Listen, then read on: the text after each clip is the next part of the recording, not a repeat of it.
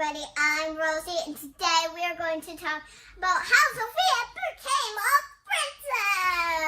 princess! Yes, the first episode of Sofia the First is not on Disney+. It's Sofia the First. Don't cry! I'm not crying, I'm just upset. Don't cry! I'm just upset that it wasn't on Disney+. I am so upset!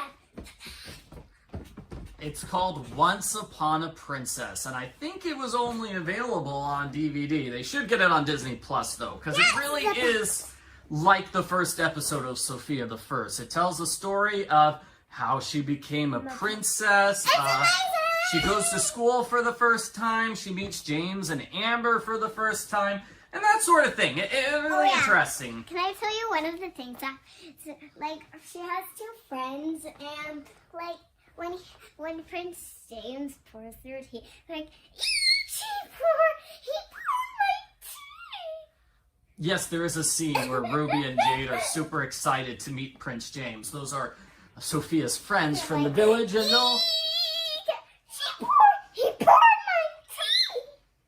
they'll show up quite a bit in the Sofia the First series. Yes. So it just starts with Sofia arriving at the castle. She's going to the castle for the first time because she and her mom are moving in, and there's a big crowd.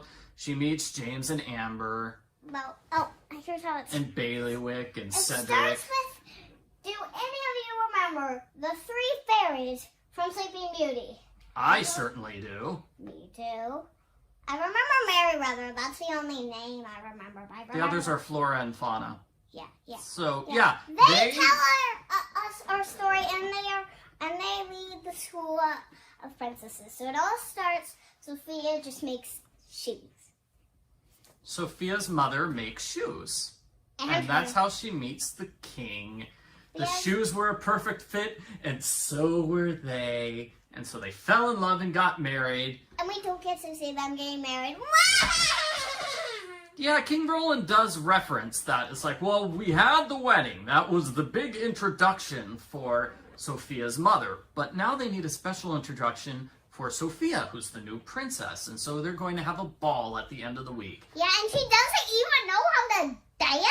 She doesn't know how to dance. She's feeling a bit overwhelmed because she doesn't know how to curtsy or wave properly. Or anything.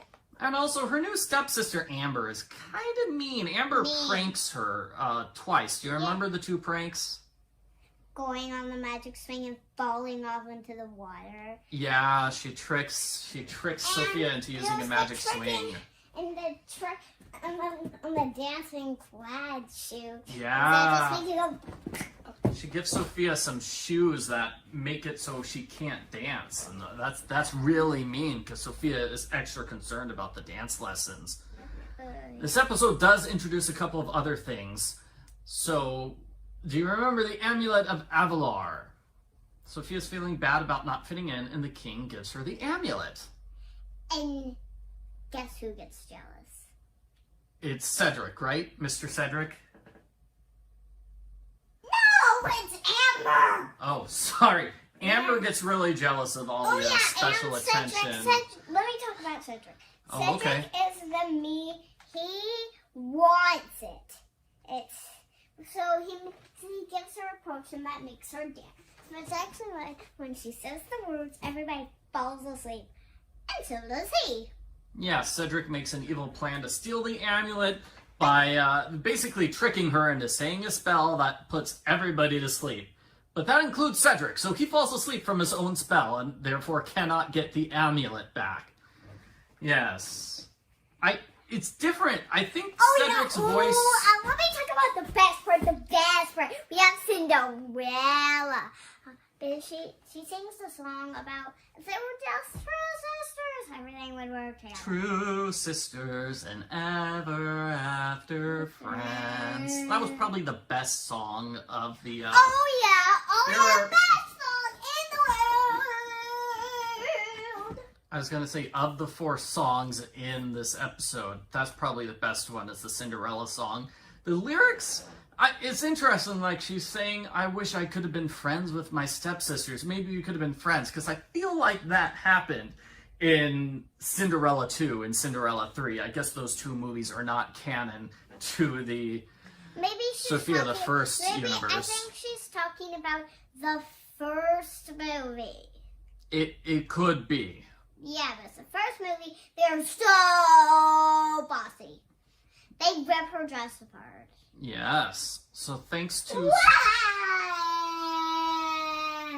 Cinderella, Sophia knows to try to make friends with her stepsister Amber, and they do become friends. They help each other get the magic spell thing back. And she can talk to animals.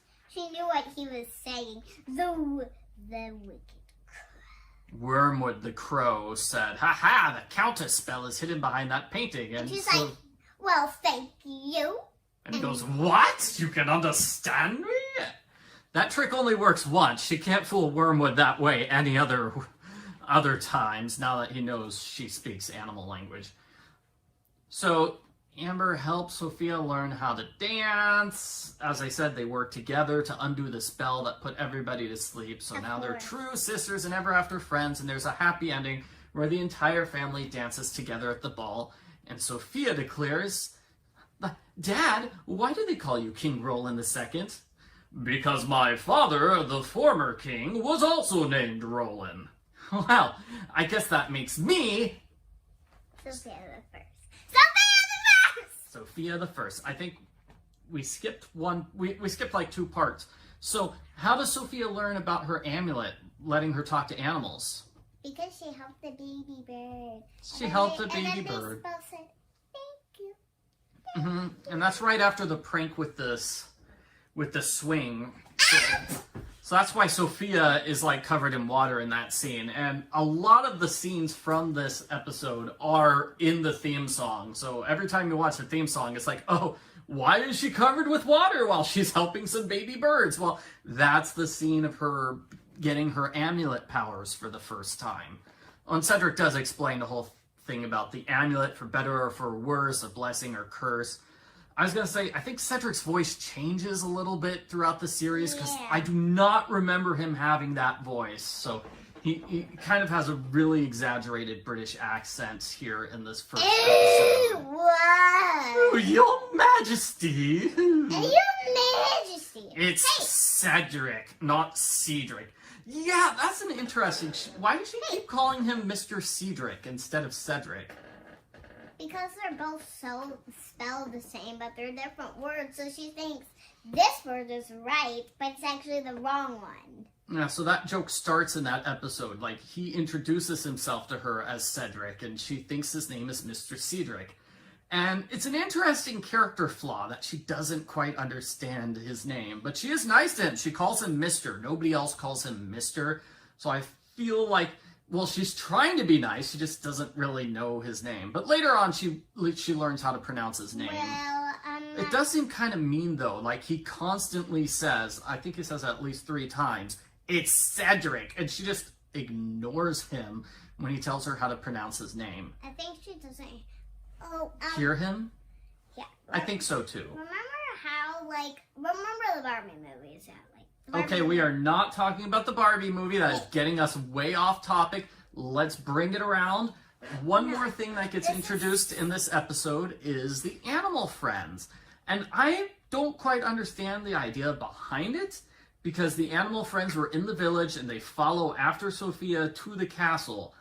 But it's also indicated by their dialogue, like Clover saying, "Hey, we're the forest animals. We always help princesses."